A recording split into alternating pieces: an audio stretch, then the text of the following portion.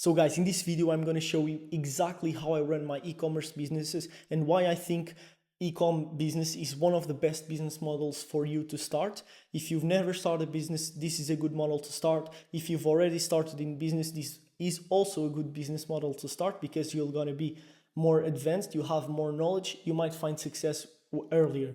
But this is a very good model for one simple reason, and that reason is leverage, right? We're gonna dive deep into this concept of leverage, comparing with other business models, and then I'm gonna show you exactly what people I have on my team to run this business and make six figures profits every year.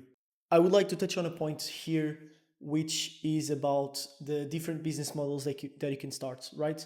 There's essentially three different business models that you can start that have different types of leverage. So in one of the businesses that you can start is the agency model, where you have a lot of done for you agencies, right? And these agencies, what happens is, let's say SMMAs or any other agency where the service is provided to the client. Usually what happens is that you need more people in order to scale your business. So if you want to do 1 million in revenue, you'll need a bigger team than if you want to do 100K. So it's very correlated with the number of people that you have in the business, the amount of revenue and by consequence the profit that you make. You only scale if you hire more people. And what happens is that when you hire more people, you get operational heavy, you have to manage people, you have to create systems to manage people. It's a people's business, essentially. And when you want to build a business, you want to look for, at least I want to look for the highest leveraged business that I can start. And so the agency done for you service is a little bit low leverage. Then you have another business type, which is, for example, the software and SaaS businesses. And these are the best businesses to start in terms of leverage, because usually what happens is that you build once and you sell forever, or you do just minor updates here and there whenever there's a problem with the software or clients want an extra feature on the software. But essentially you scale it's very leveraged, because you can do 1 million, 2 million, 10 million in revenue without hiring more people, proportionally hiring more people. You can hire one or two extra people, right? It's not a massive team to manage. There are people that have 5 people, 5 team members and can do 50 million a year, no problem. And when you look at e-commerce is kind of in the middle, right? It falls in the middle because it's very leveraged because it's a physical product. And so if you want to do 1 million in revenue, you don't need to hire necessarily more people proportionally to the amounts of products that you're selling. You can do 10 million with the same team that you did 1 million. You can do 50 million with like 5 more people on the team, right? So you can be extremely lean as well and make huge numbers. And so this is a very good sign. Why does this happen, right? You ask. Because in e-commerce, what happens is that when you find a product, an offer, and a marketing angle that works, usually you can scale this massively through paid advertising or other forms of marketing and advertising like organic, and it will sell a lot in a very leveraged way. You can scale to very high numbers very fast if you really nail these 3 variables that I just explained. But as you can see, I do over $1 million in revenue every year, and this is my company, right? I have a business partner, so we are 2 running the business, and we make the most of the decisions. We are attentive to all of the problems that business has. We have 1 customer service rep that is responsible to answer all the clients' questions, deal with any order issues, etc. We have 1 accountant that manages our finances and makes sure that we are filing all the necessary documents in time. We have 1 video editor that is responsible to pump out more variations of our winning ads, right? Once we are the ones that do the creative testing, right? We think about the creatives that we want to test, we do the creatives, but then if we want to scale and really pump out more volume to squeeze out that angle and that winning formula, We just hire, we work with a video editor that we have a good relationship with and has done some good work with us in the past. And we just hire this guy to help us scale to bigger numbers. And so we can like really add more budget to the paid advertising and get more return back, right?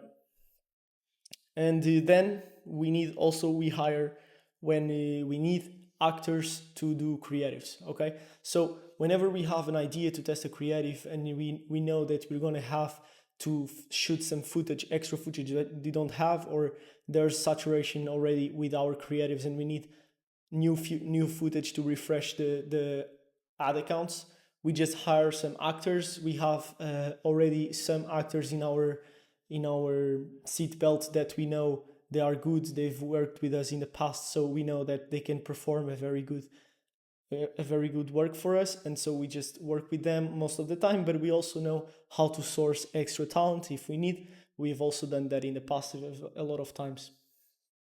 Then, very important, we have 4 partners for shipping and storage. Okay, in our business, we don't want to rely in just one supplier. A lot of people say to you just have one supplier, do like integration with Shopify, etc., and just very automated, right?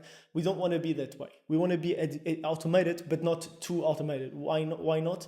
Because if something goes wrong with that supplier, if he starts fooling us for some reason, starts scamming us, or just stops working out of nowhere, we want to have backups. Okay, you don't want to rely on just one supplier, one factory, and then screw your business overnight because something went wrong on their side. They are on vacation, they are sick, whatever.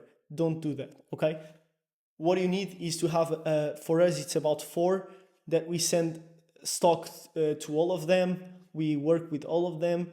We make sure that we give business to all of them, so that whenever there's a problem with one, we can just switch to another one and we're completely fine. We can continue scaling, right? So this is important, and we've really focused on having these partnerships dialed in, really having the relationships going on, talking with them regularly so that we don't lose the contact, right? And so that we can all the time be sending stock and doing business with everyone, right? And then we also have 3 partners for production. Same thing, right? What if the production goes wrong? One of the machines of the factory is not working. If something is not well, right? You just switch to another factory and that's fine. You have to source samples for each to make sure that every factory produces with a very good quality.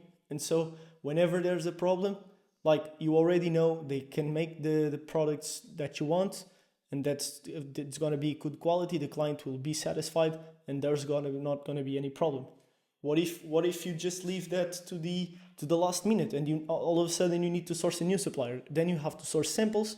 You don't have any samples. You have to go and make a bet that the supplier is going to produce the right product. And for some reason they produce the product in the wrong way.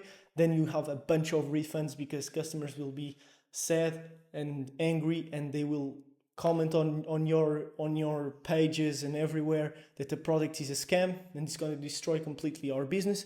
It happened to us in the past once, and we learned a lesson, and we had to completely make everything bulletproof from that point on. Same thing, I forgot to add here, same thing with payment processors, right? We have 2 payment processors, all right? Payment processors. Why? Same reason. Don't want to rely on one, then it's going to hold your funds, you're screwed, right? Make sure you have systems, backup systems to everything, so that you can like be chilled on a beach and, oh, no worries, there's a problem with this one, just switch to another. That's fine. Okay? And so I wanted to build a business that it was lean from the get-go, right? I don't want to be managing 10 people all day, having human problems. Someone is not feeling motivated, you have to motivate them. Some people want to do that. I just prefer to build systems and build businesses that are more lean by default, and so that I can truly focus on what moves the needle, the creative work, adding more products, building other businesses that complement each other. And I want to do that. So I don't want to be in the business day-to-day operations. So consider this when starting e-com. So guys, this is the video that I wanted to show you regarding my business structure and how I run my businesses. This is what I do whenever I'm testing new products. I always, when I find winning products and winning angles, and I can start scaling a product, I always do this system. I put all the people in the right places, make sure that everything is optimized, and then I can scale alongside it. Don't scale if you don't have the backend set up, right? It's a very, very, very big important thing.